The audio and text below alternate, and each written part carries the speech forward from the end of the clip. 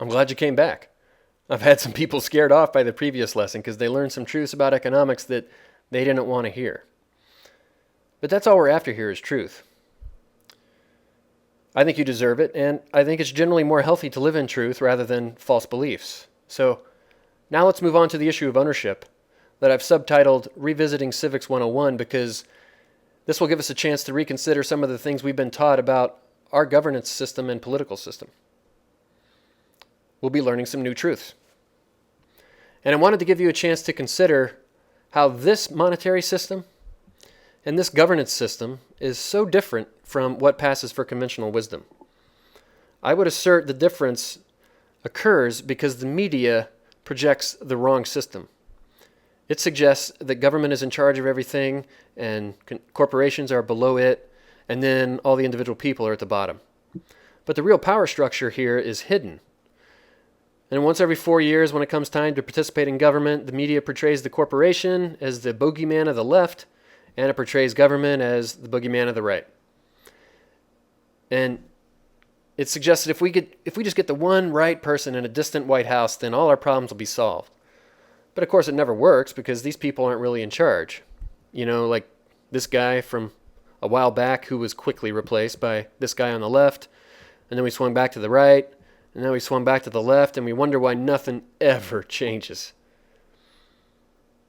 At each shift, popular opinion thought we would fix the system. The media reinforced that idea. Politicians talked about hope and change and got us all excited, but they don't really run things.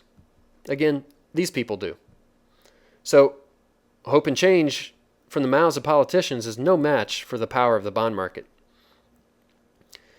And this is what George Carlin tried to point out to all of us before he passed away. Most people think he was just a comedian, but with these words he proved he was a prophet. He warned people not to be fooled by the politicians because they're just put there to give you the idea that you have freedom. Instead, he suggested that we're all owned. And that sounds hard to believe, but the math of the bond market proves it. Because all the value you create in your work every day, all day, gets cycled up to the people who own the bonds and create no value. So Mr. Carlin is asserting here that this idea of freedom, that humans have dignity and should not be owned as explained in the Declaration, has pretty much disappeared. Now, the secret sauce of maintaining this system is the little-known way that capital owners have figured out how to maintain long-term control. What the ownership class has learned through the years is that if they get exposure to the public, they're at risk, their capital is at risk, and they might be the object of the public's anger. So, in effect, they've learned to hide. In order to understand this, we can look at the pyramid from the top down, building it layer by layer from the bottom up. And this gives us the perception of peeling the layers of an onion so we can get to the core. Now, on the outside of the onion is the broader population. And most of us only see what the media exposes to us. And then the media projects these people, the professional operators, whether it's a corporate CEO in a $5,000 suit or a president or another political official or a military general. The media projects them into our living rooms through the TV screen as if they're in charge. But they're just standing on a podium in front of a TV camera.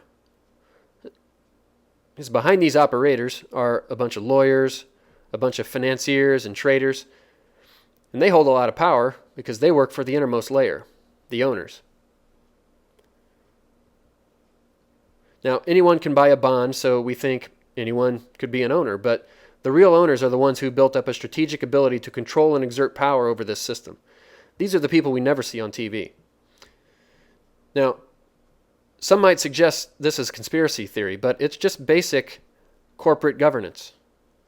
It's the way that the capital owners have learned to manage corporations over time to ensure that they're insulated from public exposure. Anyone who's been near the top layers of a corporation knows that there are people outside the corporation, senior lawyers that might be 3,000 miles away in New York or in D.C., and senior financiers in New York. They can call the CEO and direct the CEO on what to do. So the operators inside the company aren't really in charge. And the ownership class has learned how to apply this same governance model to other areas of our system. Now, the people who are what I call the owners here are generally born into elite families, and they go to Yale or Dartmouth, Harvard, Princeton, or lesser-known Northeast colleges like Williams College. They go there for undergrad. And then the financiers and lawyers they surround themselves with, they aren't born into these families, but they earn their way into schools like Harvard Business School or Yale Law School in order to become part of this inner club. Now, of course, I'm not talking about all graduates of these institutions by any means. I'm just talking about a select few. And these schools don't really teach this system, but the select few learn about it through informal networking and gaining access to the right social group or society or club. And all the people who go to these schools that are in the key positions in these upper layers of the pyramid, whether it's the media, the government, the military, the corporate world, the lawyers, or the financiers, all of them happen to be in a New York-based organization called the Council on Foreign Relations. And that group writes most of the white papers and policy documents that get pushed through Washington, D.C. and become our law. So in effect, this group is the corporate planning body for the United States. Now, I'm not making a value statement here, but just trying to explain to you the truth about the way our system works, because, again, I think you deserve the truth. But this guy might be making a value statement.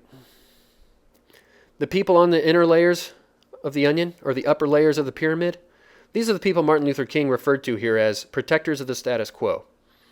And the system greatly benefits these inner layers and keeps most others in the dark, so of course it's in their interest to play along. In fact, for some of the folks on these inner layers, the incentives are so powerful that they have no choice but to play along. But this means we don't really live in a flat, free market system. And Martin Luther King saw through the illusion of our supposed free market, and I hope you do as well now. And you realize that we don't live in a free republic with a free market, but instead we live in a financial empire controlled from the top down by oligarchs who use debt to exert power. So which system are you cheering for? Are you patriotic to the system portrayed on the network news, which is the empire system that happens to be killing the republic? Or are you patriotic to the republic? And here's a more important question. Which system are you working for? If you're working for a large corporation, or Wall Street bank, a federal agency, or unfortunately even some of my old colleagues in the military, you're fueling the top of this empire system. And that may be fine. That may be what you want to do. But I just think it's important to live in truth, to understand what we're really doing, as opposed to living in the false belief that we're serving a free republic. And Gandhi said, "Be the change you want to be in this world." So if you're working for one of the large empire organizations, are you being the change you want to be? Remember, this empire is oppressing the republic by holding a massive hammer over its head to the tune of about $50 to $100 trillion in total debt and unfunded liabilities. And that position gives them ownership control rights over the republic.